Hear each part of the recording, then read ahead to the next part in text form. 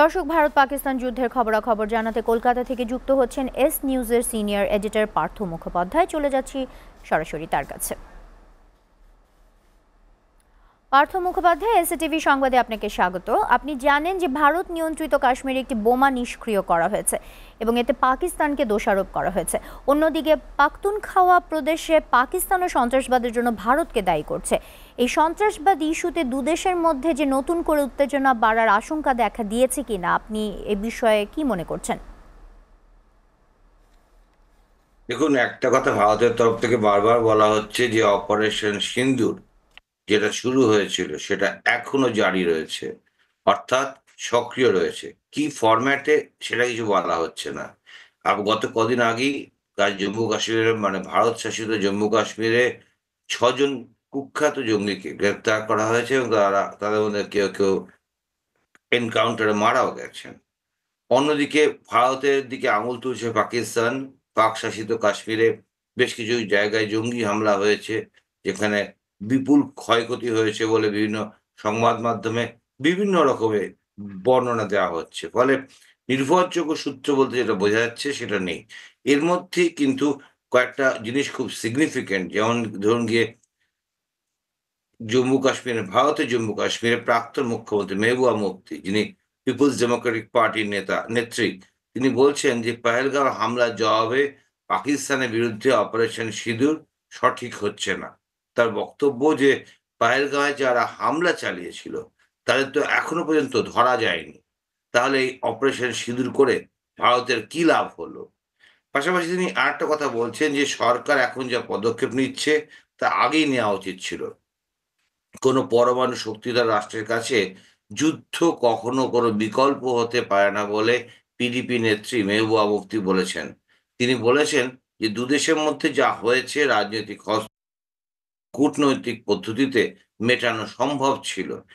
যেখানে উনি একটা উদাহরণ দিয়েছেন, বলছেন যেখানে ছুরি বা ছোরায় কাজ চালানো যেত সেখানে ব্যবহার করা হয়েছে তলোয়ার। অর্থাৎ আপনি বুঝতে পারছেন উঠছে কাশ্মীরের মধ্য থেকে, ভারত শাসিত কাশ্মীর থেকে। বলছেন কে? মেহবুবা মুফতি, যাকে বেশ কিছুদিন আগেও গৃহবন্দী থাকতে হতো। ফলে একটা সমস্যা তৈরি হচ্ছেই। মানে পহেলগাঁওয়ে ঘটনার পর ভারতীয় সেনার তরফে আজও যেটা বলা হয়েছে তার একটা কাউন্টারও পাওয়া যাচ্ছে, যে আপনি যদি দেখেন হিসাব করে যে ইন্টেলিজেন্স ব্যুরো বা আইবি, আপনি লক্ষ্য করে দেখেছেন পাকিস্তানের সেনাপ্রধানকে প্রমোশন দেওয়া হয়েছে। তাকে এই মুহূর্তে ফিল্ড মার্শাল র‍্যাংকে নিয়ে যাওয়া হয়েছে, যেটা সর্বোচ্চ পর্যায়ের পদ একটা। ঠিক তেমনি ভারতে যিনি সন্ত্রাসবাদ এবং মাওবাদী হামলার ক্ষেত্রে এক্সপার্ট বলা হয়, সেই আইবির প্রধান যিনি তপন কুমার ডেকা, তার মেয়াদ আরো ১ বছর বাড়ানো হয়েছে। তার আগামী 30th জুন, ৩০শে জুন তার অবসর নেওয়ার কথা ছিল। কিন্তু গতকাল আজকেই স্বরাষ্ট্র মন্ত্রক থেকে একটি প্রজ্ঞাপন জারি করে বলা হয়েছে তাকে আরো ১ বছর এক্সটেনশন দেওয়া হচ্ছে এবং এটা তার ১ম এক্সটেনশন নয়। এর আগেও তিনি এক্সটেনশন পেয়েছেন। পাশাপাশি যে সোশ্যাল মিডিয়া যে কথাটা আমি আপনাকে বলছিলাম, যে এই যে পহেলগাঁও কাণ্ডে যারা মারা গেছেন তাদেরকে শহীদ তকমা দেওয়ার জন্য একটা দাবি তোলা হয়েছিল পাঞ্জাব এবং হরিয়ানা হাইকোর্টে।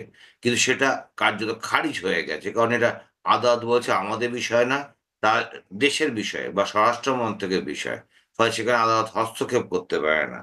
অন্যদিকে এই যে আপনি যদি পুরোটা যদি দেখেন, যেখান থেকে আমাদের শুরু হচ্ছে, যে আমি কয়েকদিন ধরেই বলছিলাম যে আরেকটা প্রক্সি ওয়ার চলছে সোশ্যাল মিডিয়ায়।